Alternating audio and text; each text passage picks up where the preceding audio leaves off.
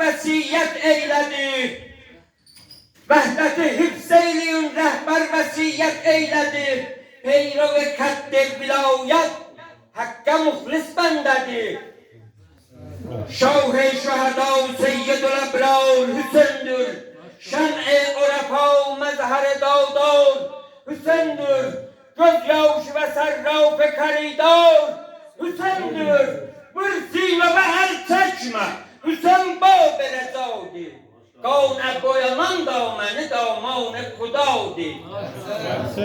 Peygamberin oğlu sinesi dine siperdi. Ustad Ali şahid avliye şezerdi. Zehra'da ne müksüt beşerun keyfe beşerdi. Her yerde güzel avdi bizim ezberimizdi.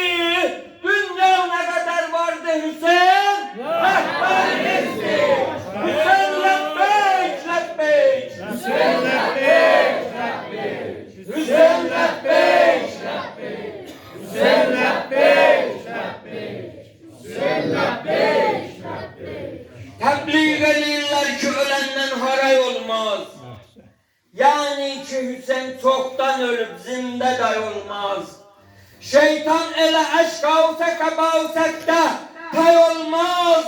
Ay sine vuran müddeiye ver bu cevabı. Kur'an bize medreçti ne muzdur Vehhabi. Hüseyin ki men tanıram ruh-i maneviyettir. Hüseyin ki men tanıram mube zerahattir. Hüseyin ki men tanıram keşfedi keramettir. Hüseyin o sirridi ki şerh-i sındırar setti. Adın edende beyan destemavzalar zetti. Hüseyin'in nüskeye doğum vücudu vahidden. Hüseyin'e avşike evvel Kudâ-i Yazdandı. Baba firişteler de periler de cenn-i avdan da görünmeyen de gören de Hüseyin'e kurbandı.